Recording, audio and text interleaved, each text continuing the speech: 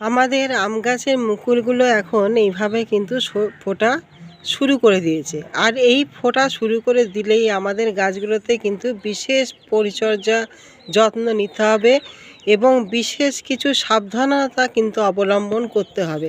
কেন আমরা যদি এই সময় সাবধানতা অবলম্বন যদি না করতে পারি তাহলে কিন্তু আমাদের মুকুলগুলো কিন্তু নিমেষের মধ্যে নষ্ট হয়ে যাবে।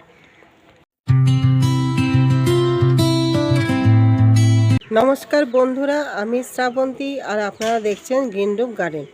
বন্ধুরা, আমাদের আম গাছের মুকুলগুলো কিন্তু এখন থেকে ফাটা শুরু করে দিয়েছে, অর্থাৎ ফোটা শুরু হয়ে গেছে। আর এই সময় দাঁড়িয়ে কিন্তু আমাদের আম গাছের বিশেষ কিছু সতর্কতা কিন্তু অবশ্যই অবলম্বন করতে হবে, কারণ আমরা যদি না সতর্ক হতে পারি তাহলে আমাদের মুকুলগুলো খুব তাড়াতাড়ি কিন্তু নষ্ট হয়ে যাবে, আমরা আমের ফলন কিন্তু সেই অর্থে পাবো না। বন্ধুরা, এতদিন আমি অনেক সময় বলেছি কি আপনাদের যে আমাদের এই সময় গাছগুলো যেহেতু রাতেরবেলা শিশির পড়ে এবং সকালবেলা দেখি আমাদের গাছগুলো পুরোপুরি কিন্তু কুয়াশায় ভিজে যায়। আমরা গাছটাকে স্নান করানোর কথা বলেছিলাম, যেহেতু আমাদের কুয়াশায় কিন্তু আম গাছের এই মুকুলগুলো কিন্তু প্রচুর পরিমাণ ক্ষতি করে, যে কারণে আমরা সকলেই মোটামুটি জানি যে আমরা বলে থাকি যে কুয়াশার যে জল সেটাকে ফার্স্ট সকালে আমরা গাছটাকে ভালো করে স্নান করিয়ে দেবো, ভালো করে স্প্রে করে দেবো, যাতে মুকুল পাতা সব যেন ধুয়ে যায়। বন্ধুরা, এই সময় কিন্তু সেই কাজটা করলে কিন্তু চলবে না, যেহেতু আমাদের মুকুল ফুটে কিন্তু ফুলটা ফোটা শুরু করেছে। এই সময় যদি আমরা গাছগুলোকে ধুয়ে ফেলি, পরিষ্কার করে দিই, স্প্রে করে দিই, তাহলে কিন্তু যে পরাগ রেণুগুলো থাকে সেগুলো কিন্তু পুরোপুরি ধুয়ে চলে যাবে। আমাদের ফুড স্টেজ কিন্তু কমপ্লিট হবে না। আমাদের যে ফুলগুলো যেটা ধরবে, যে গুটিটা সেট হবে, সেই গুটি কিন্তু কোনো মতে কিন্তু সেট করতে আমরা কিন্তু পারবো না। সেই জন্য আমাদের এই জিনিসটা কিন্তু করলে এখন কিন্তু চলবে না। আমরা কিন্তু এখন কুয়াশা পড়ুক যাই পড়ুক না কেন, কিন্তু এই অবস্থায় আমরা গাছের মুকুলে কোনো রকমভাবে কিন্তু জলের স্প্রে করব না। 2 নম্বর জিনিসটা সেটা হচ্ছে কি বন্ধুরা, যে আমরা এই সময় কোনো কীটনাশক বা কোনো ইনসেকটিসাইড হোক বা ফাঙ্গিসাইড হোক আমরা গাছে কিন্তু স্প্রে করব না। কেন, আমরা যদি কীটনাশকটাকে গাছে এখন প্রয়োগ করি তাহলে আমাদের যে পলিনেটার আছে, যে মৌমাছি বা প্রজাপতি যেগুলো আমাদের পলিনেশনে সহায়তা করে, পরাগ মিলনে সহায়তা করে, সেটা কিন্তু ব্যাহত হবে। ফলে আমাদের গাছগুলোতে কিন্তু ফুটিংটা হবে না, গুটি কিন্তু সেট হবে না। সেক্ষেত্রেও আমরা কিন্তু অধিকাংশ ফলন কিন্তু পেতে পারবো না।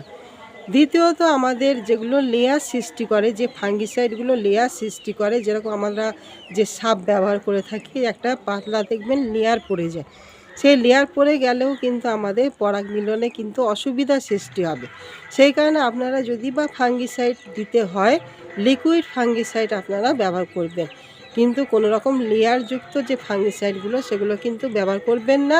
আর তার সঙ্গে ইনসেকটিসাইড কিন্তু ব্যবহার করবেন না। 3 নম্বর পয়েন্ট যেটা বন্ধুরা, আমরা গাছে যে জল এখন প্রয়োগ করব, সেই জলটাকে কিন্তু আমাদের ময়েশ্চারটাকে মেনটেন করতে হবে। আমরা অতিরিক্ত জল কিন্তু দেব না, কেননা অতিরিক্ত জলে যদি গোড়া আমরা ভিজিয়ে রাখি, সবসময় যদি চাপচাপে করে রাখি, তাহলে কিন্তু আমাদের মাটিতে একটা ফাঙ্গাসের সৃষ্টি হবে।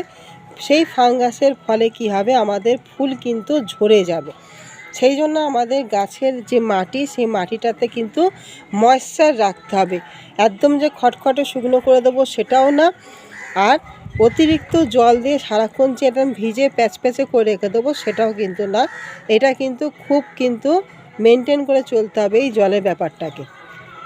বন্ধুরা, 4 নাম্বার যে পয়েন্টটা হচ্ছে সেটা হচ্ছে কি, আমরা এই সময় কোনো ভারী খাবার বা যেগুলো আমাদের মিক্সড জৈব খাবার হোক বা কম্পোস্ট জাতীয় খাবার হোক, সেই খাবার কিন্তু আমাদের গাছে এখন দেওয়া চলবে না।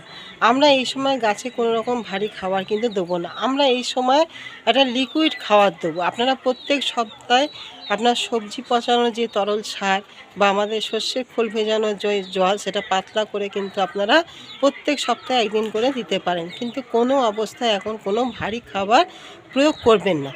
এই ভারী খাবারটা আমরা তখনই দেবো যখন আমাদের গুটিগুলো একটা মার্বেল আকার ধারণ করবে, সেই সময় আমরা ভারী খাবারটা কিন্তু প্রয়োগ করব গাছে।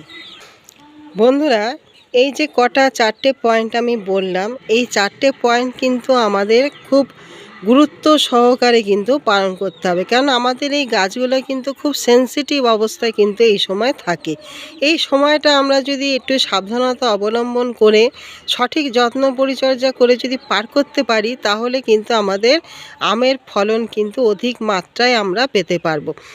আপনারা সকলেই দেখতে পাচ্ছেন যে গুটিগুলো কিন্তু আস্তে আস্তে মানে মাথাটা সবে মাত্র গুটিগুলো কিন্তু ধরছে। আমরা এই সময় কিন্তু বিশেষ সতর্কতা আমাদের অবলম্বন করতে হবে। যে 4টি পয়েন্ট আমি বন্ধুরা বললাম, অতি অবশ্যই কিন্তু আমাদের এইগুলোকে কিন্তু পালন করে যেতে হবে। আর তার সঙ্গে আপনাদের যে সমস্ত গুটিগুলো মানে যে সমস্ত ফুলের এই যে মুকুলগুলো এখনও ফোটা কিন্তু শুরু করেনি, যেটা আমি সবসময় বন্ধুরা বলে এসেছি যে আপনারা এই অবস্থায় কিন্তু অবশ্যই একটা কীটনাশক, একটা ফাঙ্গিসাইড কিন্তু স্প্রে করবেন, কেননা আমাদের এই মুকুলটাকে কিন্তু সুস্থ রাখতে হবে। সবথেকে বেশি ক্ষতি করে মুকুলের কিন্তু আমাদের পোকামাকড় আর হচ্ছে ফাঙ্গাস, যা কিন্তু মারাত্মক ক্ষতি করে। তার সঙ্গে ক্ষতি করে সেটা হচ্ছে আমাদের যে কুয়াশা। সেই জন্য আপনাদের যে সমস্ত গাছে এইভাবে মুকুল এখনও ফুটেনি, এইভাবে রয়েছে, আপনারা কিন্তু একটা কীটনাশক, একটা ছত্রাকনাশক অবশ্যই স্প্রে করে দেবেন। তার সঙ্গে যখন প্রথম সকালে যখন আপনাদের কুয়াশা ভিজে থাকে, সেই সময় কিন্তু আপনারা জল দিয়ে পুরো গাছটায় কিন্তু স্নান করাবেন যখন এইভাবে থাকবে। কিন্তু যখন এরকমভাবে ফুটে যাবে, এইভাবে ফুটে গেলে কিন্তু আর স্নান করাবেন না, আর কোনো ছত্রাকনাশক, কীটনাশক কোনো কিছু কিন্তু প্রয়োগ করবেন না। আর খাবারটাকে একটু মেনটেন করুন বন্ধুরা। খাবার আমরা অতি অবশ্যই দেবো। আমাদের আম গাছ বেশি যত্ন চায় না, বেশি খাবার চায় না, অল্প যত্ন পরিচর্যায় অল্প খাবারেই কিন্তু আমাদের আম গাছে প্রচুর পরিমাণ আমরা আম ফলাতে পারি, গাছটাকেও কিন্তু ভালো রাখতে পারি। সেই জন্য সঠিক সময় সঠিক পরিচর্যা আমাদের জানতে হবে। একটা গাছের বৈশিষ্ট্য যদি আমরা সঠিকভাবে জেনে নিতে পারি, তাহলে সেই গাছটা করতে কিন্তু কোনো রকমভাবে অসুবিধা সৃষ্টি হয় না।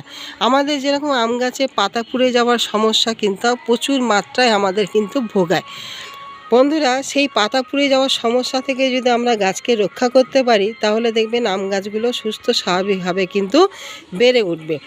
সেই জন্য আপনারা মানে যে আমাদের হিউমিক যে অ্যাসিড, সেই হিউমিক অ্যাসিড আর রুট হরমোন এই দুটো গুলে প্রত্যেক 15 দিন অন্তর করে আপনারা গাছের গোড়ায় কিন্তু দেবেন। এতে করে দেখবেন আপনাদের শিকড়টা কিন্তু সুস্থ থাকবে, শিকড় ভালো থাকবে।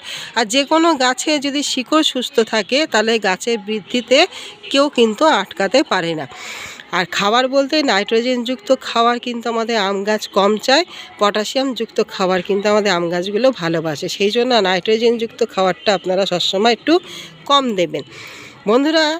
এই যে কটা পয়েন্ট বললাম বন্ধুরা, এই পয়েন্টগুলো ফলো করুন, তাহলে দেখবেন প্রচুর মাত্রায় কিন্তু আপনারা আমের ফলন কিন্তু আপনাদের আম গাছগুলো থেকে পেতে পারবেন।